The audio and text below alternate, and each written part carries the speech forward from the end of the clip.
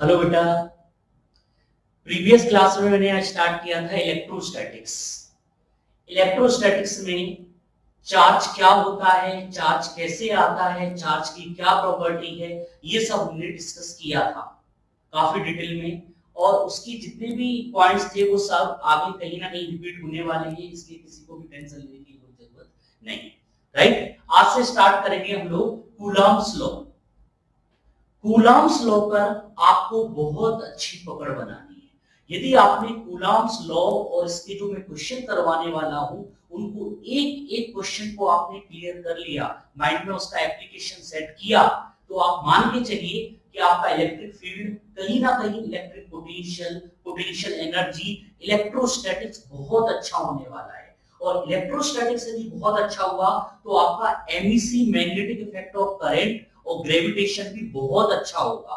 तो आपको ये टॉपिक बहुत अच्छा करना है, ठीक है ना। मेरा पर्सनल मानना है कि 11th का मैकेनिक्स और 12th में ये वाली यूनिट बहुत अच्छी हो जाए तो स्टूडेंट को कोई भी एग्जाम हो, चाहे वो मेंस हो, एडवांस हो, नीट हो या बोर्ड की प्रिपरेशन क्यों ना हो, बहुत अच्छा कॉन्फिडेंस आएगा, आपसे क्वेश्चन बनेंगे, ठीक है ना। तो आपको जैसे मैं बता रहा हूं वैसे आपको फील करना है, आपको माइंड में कंसेप्ट को बिठाना है, एनालिसिस करना है। मेरे साथ आप लोग बोलना, सभी लोगों को मेरे साथ बोलना है, ठीक है बेटा। Coulomb's law, Coulomb's law start करने से पहले इसके बीच में जो टर्मिनोलॉजी आती है, कई बार मैं लास्ट में भी एक्सप्लेन करता हूं, लेकिन मेरी इच्छा है कि बिल्कुल जीरो से पढ़ाऊं, जिसको फिजिक्स में बिल्कुल भी इंटरेस्ट नहीं आता हो उसको भी इंटरेस्ट आ जाए। तो कूलॉम्स लॉ की जो डेफिनेशन है उसमें जो टर्मिनोलॉजी यूज होने वाली है वो मैं पहले आपको एक्सप्लेन करना चाहता हूं, ठीक है ना। तो सबसे पहले मैं स्टार्ट करूंगा, आप लोगों ने बचपन से सुनते आ रहे हो कि प्लस प्लस में होता है रिपल्सन। प्लस प्लस में क्या होता है बेटा? रिपल्सन। और प्लस माइनस में क्या होता है? Attraction. Like charge always repel to each other and unlike charge always attract to each other, ठीक है ना। तो प्लस प्लस में जो रिपल्सन है, रिपल्सन जब भी आएगा आपके माइंड में क्या क्लिक करेगा? आपको क्लिक करेगा सबसे पहले दोनों के सेंट्रल है, जो इन दोनों को मीट करा सेंट्रल लाइन को। कूलम्स जो फोर्स होता है, कूलम्बिक फोर्स होता है, ये सेंट्रल फोर्स है, ठीक है ना। तो plus plus repulsion away from the line joining, ये लाइन ज्वाइनिंग हो गई और ये अवे हो गया।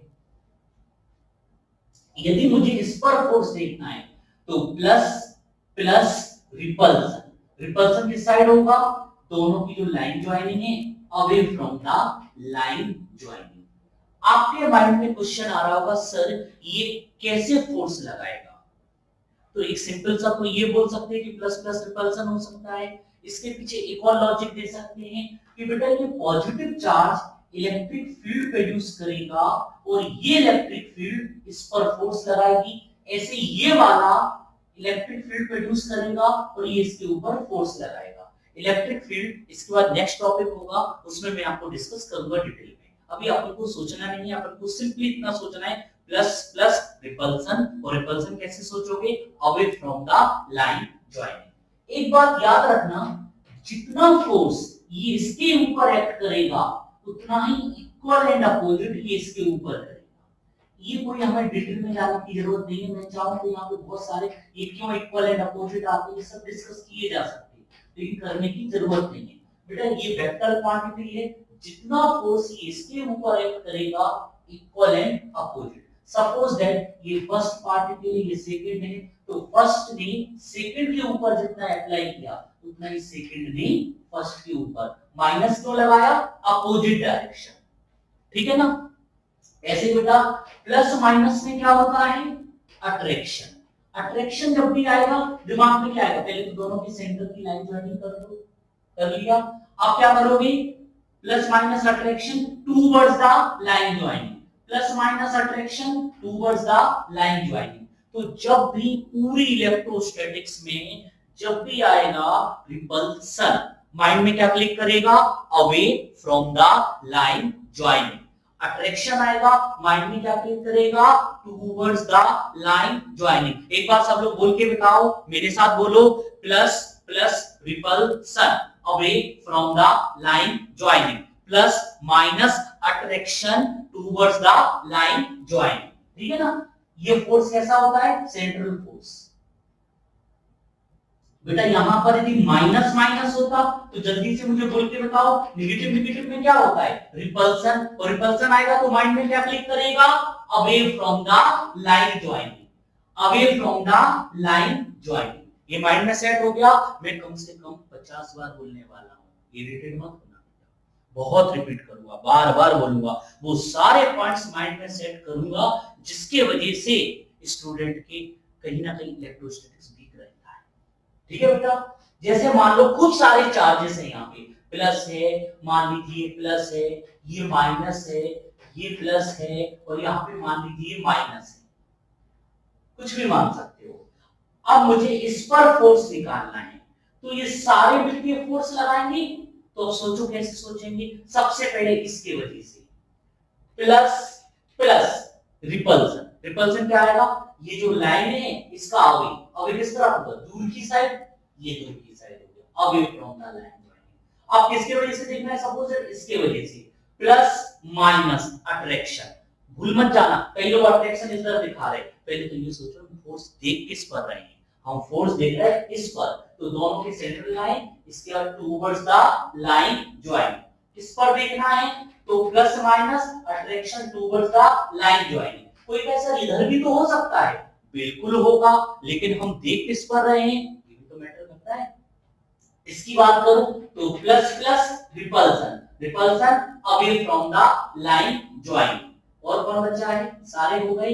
मेरी बहुत इच्छा है आप लोग रफ कॉपी पर एक बार, जिनको फिजिक्स बहुत बेकार लगती है, फिजिक्स में कभी इंटरेस्ट नहीं आता है, मैं उन सभी स्टूडेंट से बोलूंगा कि आप सब लोग एक बार कॉपी पर ऐसे 4-5 चार्ज पार्टिकल बनाना और बोलना plus plus repulsion away from the line joining, plus minus attraction towards the line joining. Direction में कभी प्रॉब्लम नहीं है, राइट।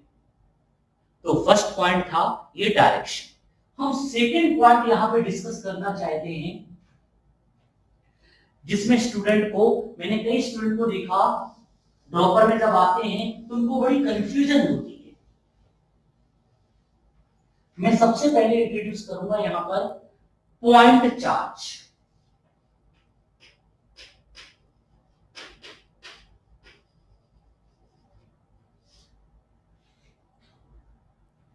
डायरेक्शन पे कमांड है, मैं अभी कूलॉम्स लॉ डायरेक्ट नहीं पढ़ा रहा हूं, मैं चाहूं तो डायरेक्ट भी पढ़ा सकता हूं, लेकिन मैं ऐसे बताने की कोशिश कर रहा हूं कि किसी को भी समझ में आ जाए। पॉइंट चार्ज, मैं आपसे पूछूं पॉइंट चार्ज होता क्या है, तो ड्रॉपर में स्टूडेंट अपने अपने तरीके से बताते हैं, सर जिसकी डायमेंशन बहुत छोटी हो, बहुत स्मॉल हो। फिर मैं एक क्वेश्चन पूछता हूं लोगों से, electron is a point charge? तो बहुत सारे स्टूडेंट आंसर देते हैं यस। मेरी यही बात आप में से बहुत सारे स्टूडेंट मैथ्स के स्टूडेंट हैं। मैं आपसे एक क्वेश्चन पूछता हूं, पॉइंट किसको बोलते हैं, एक्सप्लेन करो। यदि किसी भी मैथ्स के टीचर से पूछो, मैथ्स के स्टूडेंट से पूछो, तो पॉइंट वो बोलेगा, पॉइंट उसको बोलते हैं जिसकी रेडियस 0 होती है मैथमेटिकली। बोलो यस और no. Yes sir. Radius 0, radius 0 होगा तो वॉल्यूम भी कितना होगा, 0। और आप सब लोगों ने सुना है मास इक्वल टू होता है डेंसिटी इनटू वॉल्यूम, और जब वॉल्यूम 0 है तो मास भी कितना होगा, 0। और जब मास 0 है, मैंने लास्ट क्लास में बताया था, अभी फिर से बताता हूं, charge without mass does not exist. जब मास ही नहीं है तो चार्ज कहां से होगा, जब पॉइंट मास ही नहीं है तो पॉइंट चार्ज कहां से होगा। अब आपके माइंड में कंफ्यूजन स्टार्ट हो गई, सर आप बता रहे हैं पॉइंट चार्ज और अब कह रहे हैं कि पॉइंट चार्ज होता ही नहीं है। बहुत ध्यान से सुनना इस कंसेप्ट को। बेटा पॉइंट चार्ज नहीं होता है, पहले तो ये माइंड में सेट कर। सब लोग अपने अपने तरीके से पॉइंट चार्ज के बारे में बोल देते हैं। आपके सामने कंसेप्ट है, यदि आप फील कर सकते हो तो कर दो, आपके मन में जो भी आ रहा हो आप बोल सकते हो। तो बेटा पॉइंट चार्ज नहीं होता है। सर लेकिन आप पढ़ा तो पॉइंट चार्ज रहे हो। अब सुनो,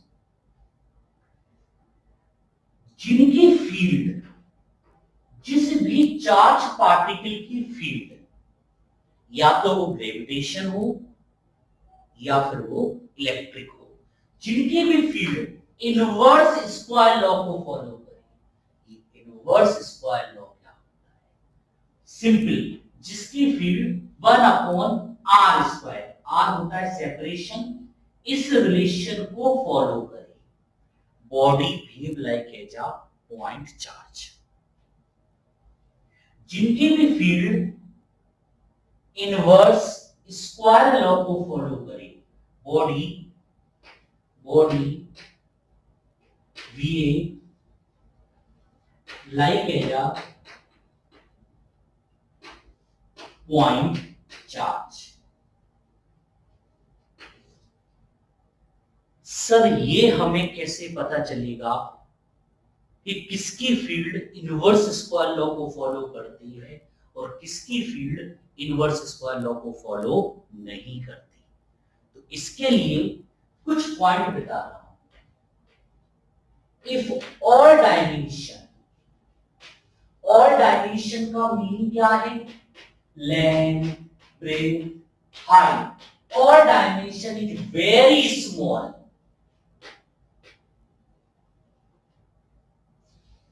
यदि सारे डायमेंशन वेरी स्मॉल है तो body behave like as a point charge.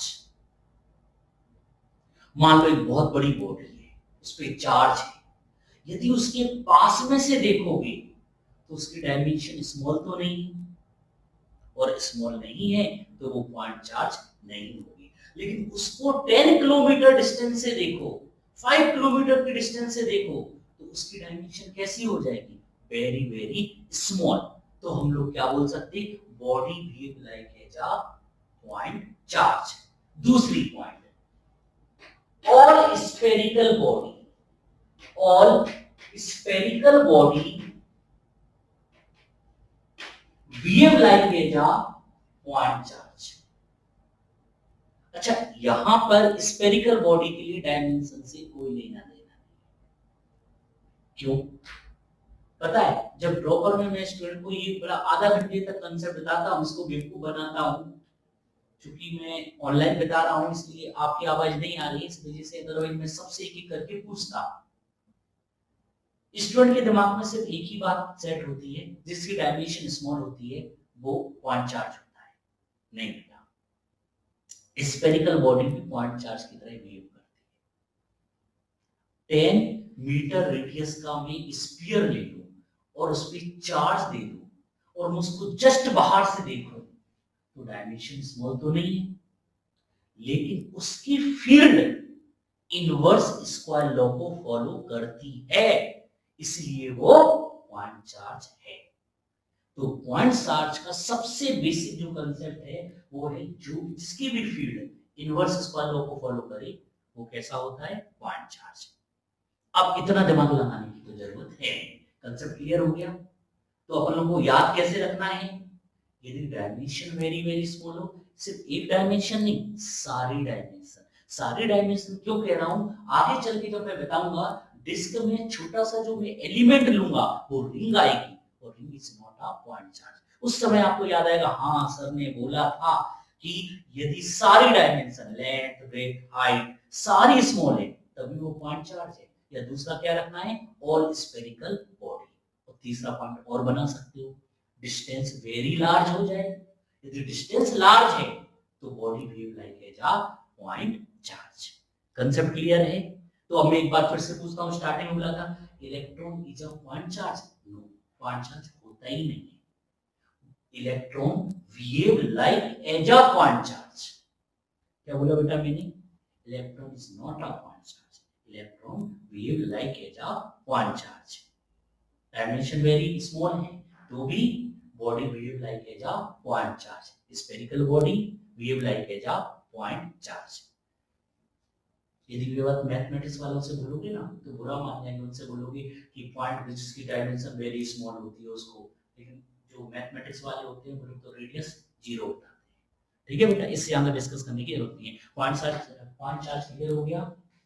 बताओ ये पॉइंट है, स्फीयर पॉइंट है, यस। लाइन पॉइंट है, बिल्कुल नहीं है। रिंग पॉइंट है, नहीं है। डिस्क ये रिंग हो गई, ये लाइन चार्ज हो गया, ये स्फीयर हो गया, ये डिस्क पॉइंट है, नहीं। हाँ ये पॉइंट हो सकती है इस कंडीशन में। बोल के बताओ मुझे, सेपरेशन लार्ज हो जाए। इसके लिए सेपरेशन लार्ज होना जरूरी नहीं। पॉइंट का क्लियर है कंसेप्ट? पक्का नोट करना है, नोट करो। तो electron is a point charge? No, electron behave like as a point charge.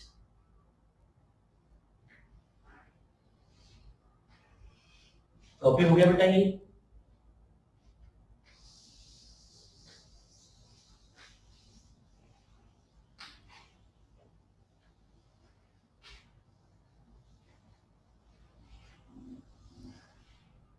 मैं छोटा सा पॉइंट और डिस्कस करना चाहता हूं, उसके बाद कूलम्ब्स लॉ स्टार्ट करूंगा। थोड़ा सा वेट करना बेटा। आप लोग सोच रहे हो एकदम से कूलम्ब्स लॉ स्टार्ट कर दूं। मैं एक एक कंसेप्ट आपका क्लियर करना चाहता हूं। जब तक आपके कंसेप्ट क्लियर नहीं होगी, कूलम्ब्स लॉ में एकदम फीलिंग आ जाएगी। जैसे मैं डेफिनेशन बोलूंगा, एक एक वर्ड आपको समझ में आएगा, हाँ यार ये होता है। चलिए बेटा, नेक्स्ट पॉइंट है परमिटिविटी। ये परमिटिविटी क्या होता है? कूलम्ब्स लॉ में आने वाला है ये word.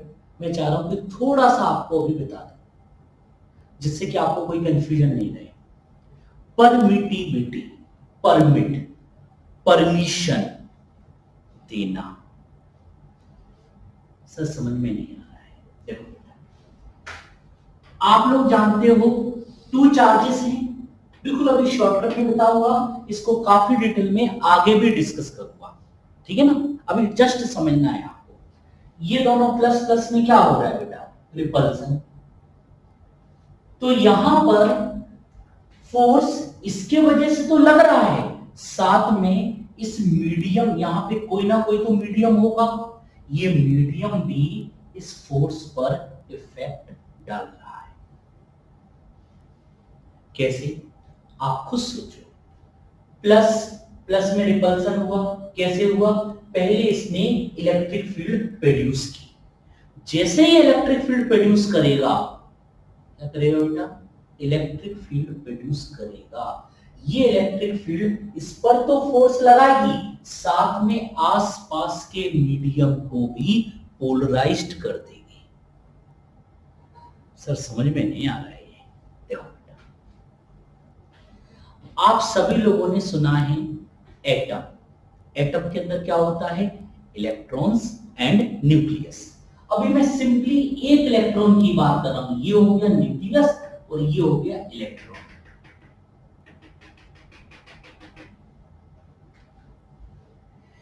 Electron revolve around the nucleus. सच बताऊं, जब मैं ये वर्ड बोलता हूं तो मुझे लगता है कि स्टूडेंट को इसका पूरा नॉलेज होना चाहिए। ये अपने आप में रॉन्ग है सर, लेकिन बचपन से तो हम यही सुनते आ रहे हैं कि electron revolve around the nucleus. यही तो सुना है, यही केमिस्ट्री के अंदर पढ़ा है, फिजिक्स में भी यही पढ़ा है और सब जगह पढ़ा है। आप कैसे सही हो सकते हो? बेटा ये सही तो है, लेकिन कंडीशन के साथ है। जैसे मैंने आपको पॉइंट चार्ज का कंसेप्ट बताया, थोड़ा सा मैं इसको भी डिस्कस करने वाला हूँ। इसको मैं मॉडर्न फिजिक्स में काफी डिटेल में बताऊंगा। पहले मैं आपको फील करवाता हूं ये ऐसा क्यों गलत है। मैं आपसे पूछूं कि ये इलेक्ट्रॉन रिवॉल्व कर रहा है, यस सर कर रहा है ये रिवॉल्व। मैं आपसे पूछूं ये जो सर्कल में मूव कर रहा है, सर्कल में क्या अपने आप मूव करेगा? नो सर, सर्कल में मूव करने के लिए किसकी रिक्वायरमेंट होती है? सेंट्रीपिटल फोर्स की। किसकी रिक्वायरमेंट होती है? सेंट्रीपिटल फोर्स की। तो जब तक किसी पार्टिकल को सेंट्रीपिटल फोर्स ना मिले तब तक वो सर्कल में मूव ही नहीं कर सकता। तो ऐसे इलेक्ट्रॉन को भी सर्कल में मूव करने के लिए किसकी रिक्वायरमेंट है? सेंट्रीपिटल फोर्स की। तो बेटा यहां पर अभी आप लोग देख चुके हो प्लस माइनस में क्या होता है? अट्रैक्शन। तो यहां पर जो फोर्स लगेगा यही फोर्स इसको सेंट्रीपिटल फोर्स प्रोवाइड करवाएगा। इसमें तो कोई प्रॉब्लम ही नहीं है, ये तो आप सुनते आ रहे हो। लेकिन मैं थोड़ा सा आपको एंगल चेंज करना चाहता हूं।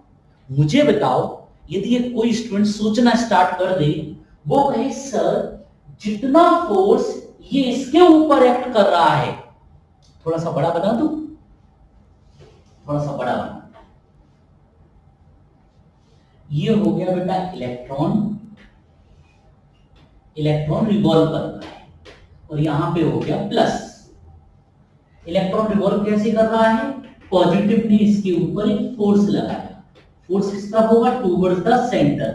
यही इलेक्ट्रिक फोर्स है और यही फोर्स इसको सेंट्रीपिटल प्रोवाइड करवा रहा है।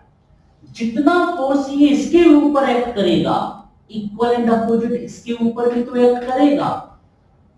तो यदि कोई स्टूडेंट मुझसे ये क्वेश्चन पूछे कि सर एक बात बताइए,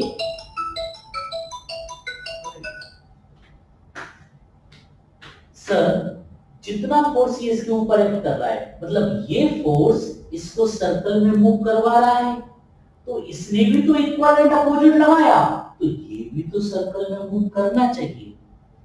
गलत कहां से? बताओ मुझे। जब मैं आपको सर्कल में मूव करवा सकता हूं तो आप मुझे भी तो करवा सकते हो। और सुनो, लेकिन सर मैंने तो बचपन से ही सुना है electron revolve around the nucleus. Nucleus थोड़ी रिवॉल्व करता है। Wait and watch. देखो, आप लोगों ने 11th क्लास में पढ़ा था सेंटर ऑफ मास। नहीं भी याद हो तो कॉमन सेंस लगा लो। मुझे बताओ, दोनों पॉइंट मास है, दोनों मास है, पता नहीं कौन से मास है, इक्वल मास है, इनका सेंटर ऑफ मास कहां होगा? सेंटर पे। मुझे बताओ, यदि इस मास को मैं 2m कर दूं तो अब सेंटर ऑफ मास कहां होगा? सेंटर से इस साइड को शिफ्ट होगा। यदि मैं इसका मास और ज्यादा बढ़ा दूं, यदि मैं इसका मास और बढ़ा दूं तो बताओ सेंटर ऑफ मास कहां होगा? पढ़ा लिखा होना जरूरी नहीं है, सिर्फ कॉमन सेंस होना चाहिए। सर इस साइड है, मैं इसका मास 100m कर दूं, अब बोलो सर इसका सेंटर ऑफ मास बहुत इसके पास आ जाएगा। यदि मैं इसी मास को 1000 टाइम्स कर दूं तो इसका सेंटर ऑफ मास बहुत पास आ जाएगा। आप सब लोग को पता है mass of the nucleus is very very large. एक बार मैं फिर से स्टार्टिंग से कर रहा हूं। जितना फोर्स ये इसके ऊपर एक्ट करेगा, इक्वल एंड अपोजिट इस पे लगेगा, ये इसको सर्कल में मूव करवाएगा, तो ये भी तो इसको सर्कल में मूव करवाएगा। तो बोलना क्या चाहिए अपन को? Electron and nucleus both are revolve around the common center of mass. बेटा एक्चुअल कंसेप्ट ये है कि ये दोनों ही रिवॉल्व करेंगे सेंटर ऑफ मास के अराउंड। फिर सर ये जो आप बोल रहे हो ये सही है कि जो हमने पढ़ रखा है, जो सुना है वो सही है? दोनों बातें अपनी अपनी जगह पर सही है। कैसे? Mass of the nucleus very very large, तो सेंटर ऑफ मास इसके पास होगा, इतना पास होगा कि आपको फील ही नहीं होगा कि ये उससे दूर है। आपको तो ऐसा ही लगेगा जैसे सेंटर ऑफ मास इसी के अंदर है। और जब इसी के पास है तो इसका रोटेशन आपको फील ही नहीं होगा। और जब फील ही नहीं होगा तो इसके रोटेशन को हम लोग क्या करेंगे? निग्लेक्ट। और जब निग्लेक्ट करेंगे तो हम लोग क्या बोलेंगे? Electron revolve around the nucleus. ठीक है ना? जब मैं आपको एटॉमिक स्ट्रक्चर पढ़ाऊंगा, रिडवर कांस्टेंट, बोर्स मॉडल, सारी चीजों की वैल्यू चेंज हो जाती है जब मैं न्यूक्लियस के रोटेशन इफेक्ट को लेता हूं। ये सब मैं आपको मॉडर्न फिजिक्स में पढ़ाऊंगा, इसलिए अभी आपको टेंशन लेने की कोई जरूरत नहीं है। वो तो मेरे मन में था कि जब भी मैं इलेक्ट्रोस्टैटिक स्टार्ट करता हूं और मैं स्टूडेंट को बोलता हूं electron revolve around the nucleus, तो मन में इच्छा होती है कि यार एक बार पूरा कंसेप्ट बता दो, ठीक है ना। तो इलेक्ट्रॉन एंड न्यूक्लियस दोनों ही रिवॉल्व करते हैं किसके अराउंड, सेंटर ऑफ मास के। कोई आपको मना करे तो आप आंसर क्या दोगे, सर जब ये इसको घुमा सकता है तो ये इसको भी तो घुमा सकता है। और जो अपन पढ़ते हैं वो कैसे जस्टिफाई होगा, वो ऐसे होगा कि इसका न्यूक्लियस का जो दोनों का मिला के जो सेंटर ऑफ मास है वो न्यूक्लियस के वेरी वेरी क्लोज है, नियर है, इसलिए न्यूक्लियस का रोटेशन का इफेक्ट क्या करते हैं हम लोग, निग्लेक्ट। इसीलिए हम लोग बोलते हैं electron revolve around the nucleus. हम भी 90% जगह पर यही पढ़ेंगे। क्या पढ़ेंगे हम लोग, यही पढ़ने वाले हैं, ठीक है ना। तो मेरी इच्छा थी कि आपको ये पूरा कंसेप्ट में इंट्रोड्यूस करूं, तो मैंने ये कर दिया। चलिए, तो देखिए यहां पर इलेक्ट्रॉन न्यूक्लियस के अराउंड रिवॉल्व कर रहा है, ये इलेक्ट्रॉन है। यदि यहां पर कोई चार्ज है, इसके वजह से फील्ड आ जाए, यदि फील्ड आ जाए तो क्या होगा, ये इलेक्ट्रॉन को अपनी तरफ अट्रैक्ट करेगा। देखो पहले सिचुएशन कैसी है, ऐसी, और जब ये इलेक्ट्रिक फील्ड आएगी तो अब सिचुएशन कैसी हो जाएगी, कुछ ऐसी, मतलब इलेक्ट्रॉन इधर आ जाएगा और पॉजिटिव इधर जाएगा। तो हम लोग बोलेंगे ये पोलराइज्ड हो गया, ये है अनपोलराइज्ड। ये एक्चुअली में डाइपोल में भी आने वाला है, मैं डाइपोल में और डिटेल में बताऊंगा कि पोलराइजेशन किसको बोलते हैं, हम लोग डाइपोल क्यों पढ़ते हैं। नाम बस समझ रखा है आपने, अभी ज्यादा जानने की जरूरत नहीं है इसके बारे में, आगे मैं बताऊंगा, ठीक है ना। तो ये पोलराइज्ड हो गया। तो ऐसे जब इसकी इलेक्ट्रिक फील्ड आएगी तो आसपास के एटमॉस्फेयर को ये क्या करेगा, पोलराइज्ड करेगा, और पोलराइज्ड करेगा तो वो भी तो फोर्स लगाएगा, और वो फोर्स जो लगाता है ना, वो जो ये फोर्स लग रहा है इसको, और उसके वजह से जो फोर्स लगता है, टोटल मिला के ओवरऑल फोर्स क्या हो जाता है, कम हो जाता है। समझ में आ रहा है। तो ये परमिटिविटी आती है मीडियम के लिए, ठीक है ना। इसका काम क्या होता है, जैसे जैसे ये एप्सिलॉन नॉट है, परमिटिविटी ऑफ फ्री स्पेस। यदि कोई मीडियम आ गया, और एयर भी बोल सकते हैं इसको, और वैक्यूम, ठीक है ना। इसकी जो वैल्यू कैलकुलेट होती है, ये होती है 8.85 इंटू 10⁻²। अभी मैं ज्यादा डिस्कस नहीं कर रहा हूं, नहीं तो आप लोग कहोगे सर कूलम्ब्स लॉ बताया नहीं, आधा घंटा हो गया। मैं एक्चुअली में ये पूरा टाइम कूलम्ब्स लॉ की बात भी बताता, लेकिन अब कूलम्ब्स लॉ में टाइम नहीं लगेगा। यूनिट क्या होगी पता नहीं, अभी कुछ भी नहीं बता रहा हूं मैं, क्योंकि मैं तो जस्ट इसकी वैल्यू बताई आपको। और इन मीडियम की बात करूं तो इन मीडियम में यहां पर हो जाता है एप्सिलॉन। इसको क्या बोलते हैं हम लोग, permittivity of medium.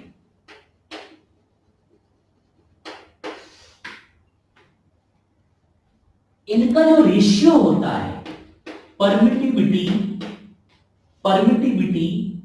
Of medium to the permittivity of free space और एयर और वैक्यूम, इसको बोलते हैं रिलेटिव परमिटिविटी। और ये होता है डाइलेक्ट्रिक कांस्टेंट। क्या क्या बोलते हैं इसको, डाइलेक्ट्रिक कांस्टेंट और रिलेटिव परमिटिविटी। तो परमिटिविटी एक बार फिर से बताता हूं, मीडियम बढ़ेगा, के की वैल्यू बढ़ेगी, तो यहां पे फोर्स क्या हो जाएगा, डिक्रीज। बस नहीं भी आया हो तो टेंशन लेने की जरूरत नहीं है। परमिटिविटी थोड़ा सा वर्ड दिमाग में आ गया, इतनी बकवास की है तो परमिटिविटी वर्ड तो दिमाग में आ गया होगा, इसको मैं आगे भी एक्सप्लेन करने वाला हूं, ठीक है बेटा। अब हम स्टार्ट करेंगे कूलम्ब्स लॉ। बोर्ड जल्दी से नोट करो, बोर्ड साफ कर रहा हूं मैं।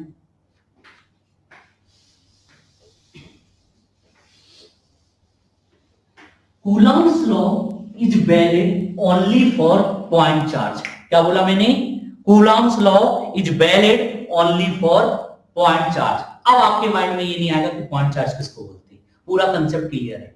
कूलम्ब्स लॉ किसी भी चार्जेस के लिए नहीं है, Coulomb's law is valid only for point charge, right. तो बेटा सबसे पहले हम लोग पॉइंट चार्ज बना लेते हैं, पॉइंट चार्ज। अच्छा, आप लोगों ने एक बात और देखी, कूलम्ब्स लॉ किस किस पे डिपेंड कर रहा था? नहीं, कूलम्ब्स लॉ नहीं, कूलम्ब्स लॉ तो बताया ही नहीं। फोर्स, इनके बीच का जो फोर्स था, यदि मैं चार्जेस के मैग्नीट्यूड को बढ़ा दूं तो फोर्स चेंज होगा, सेपरेशन चेंज करूं तो भी फोर्स चेंज होगा, और मीडियम चेंज करूं तो भी फोर्स चेंज होगा। इसलिए तो मैंने परमिटिविटी इंट्रोड्यूस की थी। तो बताओ, इनके बीच में जो भी फोर्स लग रहा है वो किन किन फैक्टर पे डिपेंड कर रहा है? चार्जेस पर, सेपरेशन पर और मीडियम पर। ठीक है ना? डायरेक्शन तो अपन को पता ही है क्योंकि अपन लोग पहले से पढ़ चुके हैं। तो कूलम्ब्स लॉ का स्टेटमेंट क्या होता है? जब मैं ड्रॉपर में पूछता हूं, ड्रॉपर में स्टूडेंट सामने होते हैं, तो मैं बोलता हूं कूलम्ब्स लॉ बताओ आप लोग। तो कूलम्ब्स लॉ में सभी लोग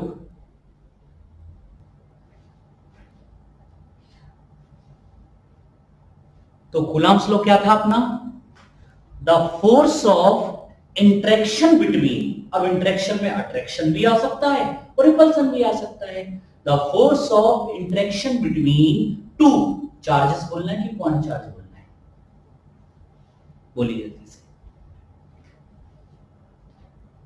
टू चार्जेस नहीं, टू पॉइंट चार्ज। चार्जेस तो कुछ भी हो सकते हैं। Coulomb's law is valid only for point charge. 50 बार और बोलने वाला, हर जगह बोलूंगा, पोटेंशियल में भी बोलूंगा, पोटेंशियल एनर्जी में बोलूंगा, इलेक्ट्रिक फील्ड में भी बोलूंगा, ग्रेविटेशन में बोलूंगा। ठीक है ना?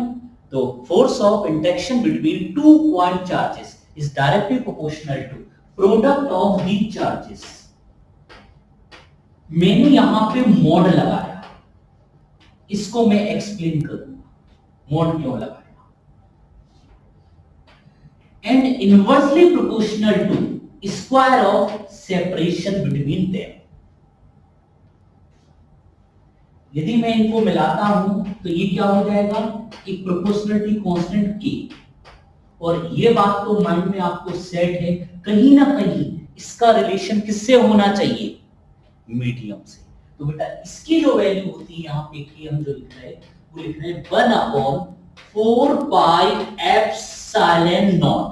अब सोचो, मैं कूलम्ब्स लॉ जब बता था और आपको बोलता, सीधा डायरेक्ट पढ़ा था स्टार्टिंग में कि पॉइंट चार्ज, तो आपके दिमाग में यही घूमता रहता कि पॉइंट चार्ज क्या होता है। जैसे मैं एप्सिलॉन नॉट इंट्रोड्यूस करता, आपके माइंड में आता ये एप्सिलॉन नॉट क्या होता है। आप सबके माइंड में पता है कि पॉइंट चार्ज क्या होता है। एप्सिलॉन नॉट क्या है? Permittivity of free space, right? Medium change करेंगे तो इसकी वैल्यू भी यहाँ पे कुछ और भी है। क्या आएगा बताता हूं। तो बेटा फोर्स की वैल्यू कितनी हो गई? 1/4 pi epsilon not Q1 Q2 upon R square. एक बार और लिख देता हूं, एप्सिलॉन नॉट क्या होता है? परमिटिविटी ऑफ फ्री स्पेस और वैक्यूम और air, right? 1/4 pi epsilon naught की जो वैल्यू आती है, ये आती है c स्क्वायर इंटू 10⁻⁷। c है स्पीड ऑफ लाइट। सर ये कहां से आ गई? एक्चुअली में यहां पे जो ये रिलेशन है ये कनेक्ट करता है चार्ज और इलेक्ट्रोमैग्नेटिक रेडिएशन। इसको हम ईएम वेव में ज्यादा अच्छी तरीके से बताएंगे। अभी तो आपको इसकी वैल्यू याद रखनी, कैसे आपके दिमाग नहीं लगाना है। और स्पीड ऑफ लाइट की वैल्यू पुट करेंगे तो इसकी वैल्यू आती है 9 × 10⁹। ये आपको रट जानी चाहिए। और इसकी यूनिट की बात करूं तो ये है बेटा आर स्क्वायर, इधर जाएगा, ये भी नीचे जाएगा, newton meter square upon coulomb square. और यहां पे एप्सिलॉन नॉट की वैल्यू क्या होती है? 8.85 × 10⁻12। 8.85 × 10⁻12। अभी थोड़ी देर पहले भी बताई थी मैंने, इसमें वैल्यू पुट करके भी निकाल सकते हो आप। और इसकी यूनिट क्या होगी थोड़ी देर पहले नहीं बताई थी, क्यों? क्योंकि हमारे पास फॉर्मूला नहीं था। बेटा इसको इस तरफ ले जाओ तो ये कितना हो जाएगा? Coulomb square upon newton meter square. मजेदार बात कहूं, 2012 या 13 में जेईई मेन में एप्सिलॉन नॉट की डायमेंशन पूछी गई थी। कितना सिंपल क्वेश्चन था। और मुझे यहाँ तक पता है कि बहुत सारे स्टूडेंट, हमारे स्टूडेंट नहीं, बाहर के बहुत सारे स्टूडेंट इसको गलत भी करके आए थे। डायमेंशन निकालना आता है, 11th में सीखा है, तो बेटा एप्सिलॉन नॉट, यदि आपको नहीं आता है तो उसके लिए आप मेरा 11th वाला लेक्चर देख सकते हो। तो बेटा एप्सिलॉन नॉट की डायमेंशन हम लोग कैसे निकालेंगे, जल्दी से यहाँ लिखते हैं पहले डायमेंशन ऑफ, इससे आपको पता रहेगा ये क्या कर रहे हैं sir, dimension of epsilon not. तो बेटा कूलम की क्या होती है, चार्ज की मैंने बताई थी, रट लो, बहुत जरूरी है, क्यू की होती है 80, तो ये हो जाएगा a स्क्वायर टी स्क्वायर। तो न्यूटन क्या होता है, एम एल टी की पावर -2 मीटर। क्या होता था, एम एम की एम, ए की क्या होती थी मीटर पर सेकंड स्क्वायर, एल टी की पावर -2 ऊपर जाएगा, रिकॉल करो, और एल स्क्वायर। अब लोग याद है 11th में मैंने कैसे बताया था, एम कितने बार आया, देखो देखो देखो, एम कहां है, ये आया, एम ऊपर जाएगा, एम की पावर -1। अब हमको क्या देखना है, एल, एल ऊपर है नहीं है, एल एल क्यू, ये ऊपर जाएगा कितना हो जाएगा, एल की पावर -3, ये डी ऊपर जाएगा, टी की पावर 4, और कोई ए है, ए स्क्वायर। ये होगी डायमेंशन ऑफ एप्सिलॉन नॉट। ये जेईई मेन में 2012 या 13 में आया था, मुझे याद नहीं है, ठीक है ना, देख लेना इसको।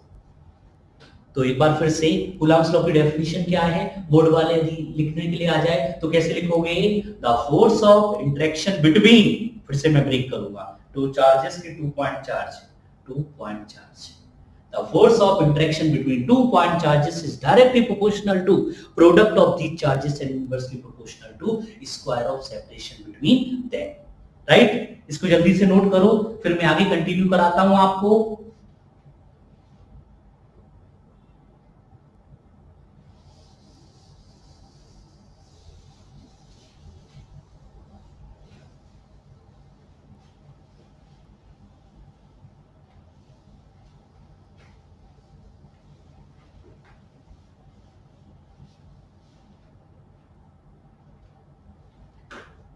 तो बेटा फोर्स आया 1/4πε0q1q2/r²।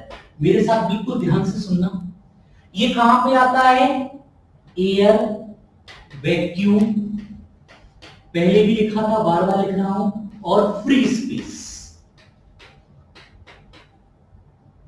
ठीक है ना, ये आ गया एयर में और वैक्यूम। यदि मीडियम आता है, तो मैंने आपको अभी एक्सप्लेन किया था कि के के होता है एप्सिलॉन अपॉन एप्सिलॉन नॉट। इसको मैं प्रूव भी करवाऊंगा फ्यूचर में। अभी जिसको भी कहीं भी कंफ्यूजन है इसको भी छोड़ दो, स्किप कर दो, कोई आपको सिर्फ याद रखना है, आपको ये होता है epsilon equal to epsilon naught into K. जरा के बोलो, के की जगह हम लोग एप्सिलॉन आर भी लिखते हैं, इसको क्या बोलते हैं, रिलेटिव परमिटिविटी और डाई इलेक्ट्रिक कांस्टेंट। के को क्या बोलते हैं, dielectric constant. Dielectric constant air के लिए इसकी वैल्यू आती है 1, और कंडक्टर, प्योर कंडक्टर, ये सब प्रूव करवाऊंगा, फील करवाऊंगा ये कैसे वैल्यू आती है, बस थोड़ा सा वेट करना पड़ेगा, क्योंकि ये बताने लगे तो कंफ्यूजन भी हो जाएगी और टाइम भी बहुत बर्बाद हो जाएगा, और अभी जरूरत भी नहीं है अपन को। तो बेटा जो के की वैल्यू लाई करती है in between 1 to infinity. Water के लिए जो के की वैल्यू होती है वो होती है, कई बुक्स में 80 दी है, कई में 81, तो जो भी दी हो वो उसको लिख लो, अपन को याद करने की जरूरत नहीं है, ये क्वेश्चन के अंदर दी होती है। तो बताओ मीडियम के अंदर हम लोग कैसे लिखेंगे इसको, 1/4 पाई, जल्दी बोलो, epsilon Q1 Q2 upon R square. इन दोनों में डिफरेंस देख रहे हो, एप्सिलॉन नॉट एप्सिलॉन, ये कहां आना है, फ्री स्पेस में, और ये क्या आना है, मीडियम में। और इसी की वैल्यू क्या होती है, अभी अपन लोगों ने देखा, इसी की वैल्यू क्या होती है, 1/4 पाई एप्सिलॉन नॉट के Q1 Q2 upon R square.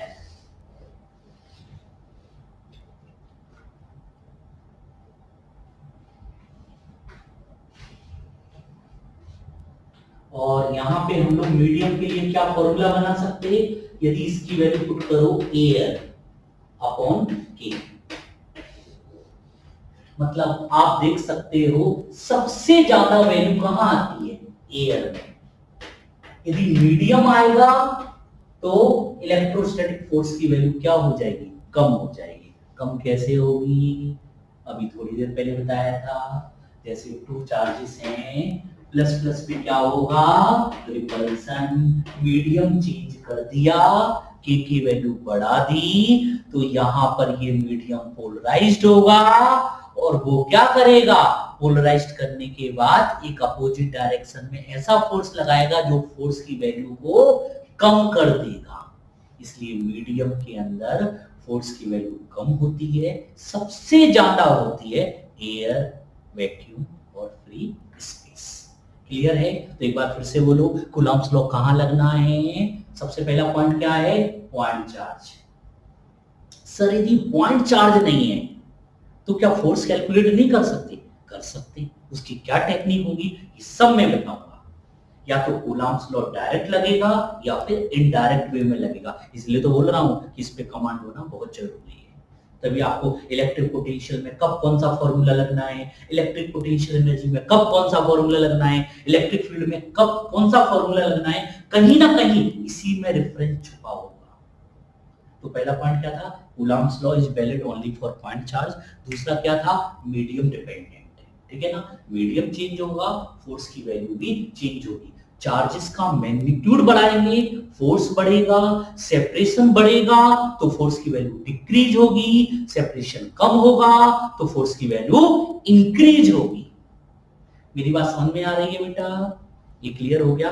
अब मैं एक बात और बताऊं, मैं डिस्कस नहीं करना चाहता हूं, कंफ्यूजन स्टार्ट हो जाएगी। ये फॉर्मूला सब जगह नहीं लगा सकते सर, लेकिन लिखा है बुक्स में तो ऐसे ही लिखा है।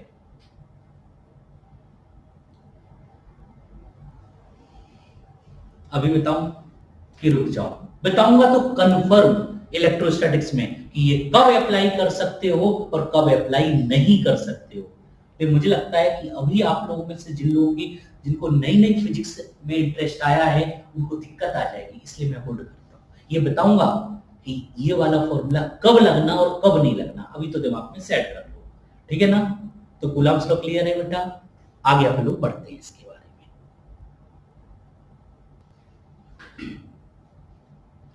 कूलम्ब्स लॉ का फॉर्मूला अपना डेफिनेशन हो चुकी है, एक बार फिर से, Coulomb's law is valid only for point charge.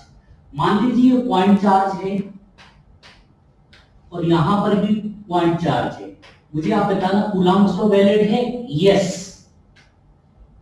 यदि यहां पर स्फेरिकल बॉडी है और यहां भी स्फेरिकल बॉडी है, कूलम्ब्स लॉ इज वैलिड, बोलो जल्दी बोल के बताओ, यस। यदि यहां पर पॉइंट है और यहां पर स्फीयर है, Coulomb's law is valid, yes. यहां पे लाइन चार्ज है और यहां पर पॉइंट है, Coulomb's law is valid, no. लग भी सकता है एक कंडीशन में, बोलो वो कंडीशन कौन सी है, सेपरेशन लार्ज हो जाए, लार्ज हो जाएगा तो ये पॉइंट हो जाएगा, कूलम्ब्स लॉ लगेगा। रिंग, यहीं से आगे चल के फ्यूचर में आपको फील होगा कि कहां पर हमें एलिमेंट लेना है और कहां पर एलिमेंट नहीं लेना है।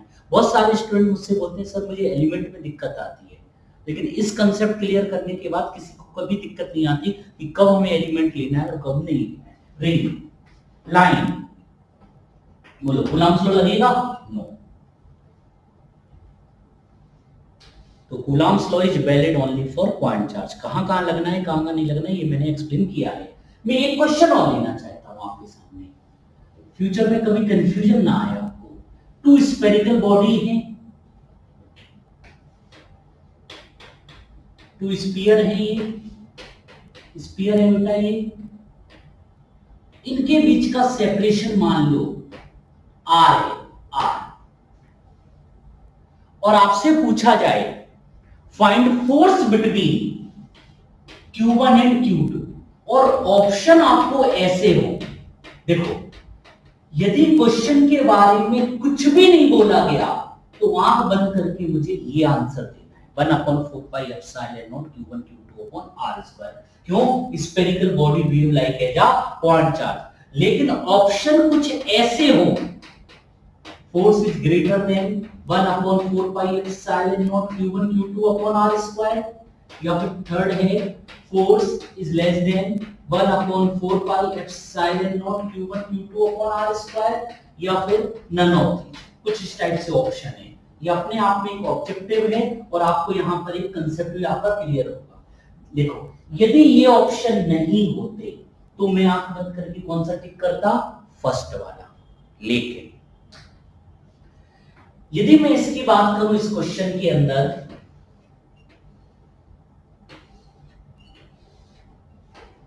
मैंने आपको बताया था पॉजिटिवली चार्ज्ड बॉडी का क्या मीनिंग होता है, एक्सेस ऑफ प्रोटॉन और डेफिशिएंसी ऑफ इलेक्ट्रॉन्स। ये मैंने एक्सप्लेन किया था, आपने भी कहीं ना कहीं सुना होगा पहले से।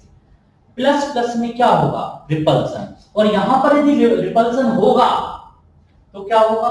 पॉजिटिव चार्ज, इसके अंदर जो पॉजिटिव होंगे वो क्या करेंगे? रिपेल करेंगे। रिपल्सन की वजह से ज्यादा चार्ज जो एक्यूमुलेट होगा वो बाहर की साइड होगा, यहां पर कम चार्ज होगा।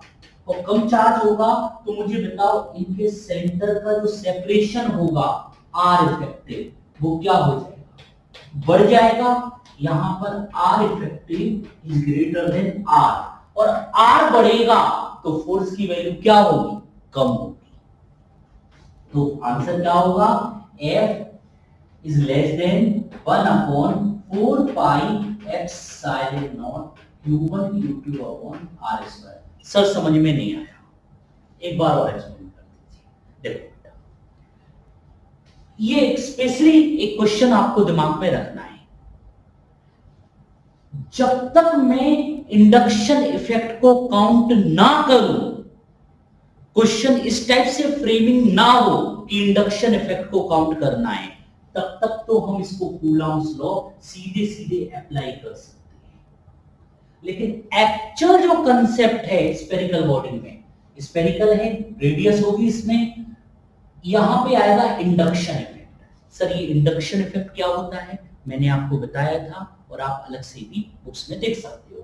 सिंपल सा, बहुत सिंपल वर्ड बोलूं, प्लस प्लस में क्या होगा? रिपल्सन। रिपल्सन की वजह से जो पॉजिटिव चार्ज होगा वो बाहर भागेंगे, और बाहर कहां तक भागेंगे? सरफेस तक। इसके बाहर तो नहीं जा सकते ना, तो प्लस प्लस रिपल्सन बाहर आ गए। मतलब ज्यादा चार्ज यहां पर होगा, यहां पर कम चार्ज होगा। ऐसे ही इक्वल एंड अपोजिट, जितना फोर्स इसके ऊपर एक्ट करेगा इक्वल एंड अपोजिट, तो इसके वजह से यहां पर रिपल्सन होगा, जिसके वजह से प्लस भागेंगे। कहां तक भागेंगे? सरफेस पर। तो इनके बीच का इफेक्टिव सेपरेशन क्या हो गया? बढ़ गया। और सेपरेशन बढ़ गया तो फोर्स क्या होगा? कम होगा। यदि ये ऑप्शन नहीं होते तो आंसर में कौन सा लगाता? फर्स्ट वाला। और ऐसे ऑप्शन दिए हैं तो मैं ऑप्शन कौन सा लगाऊंगा? थर्ड वाला। आ गया? एक क्वेश्चन हुआ,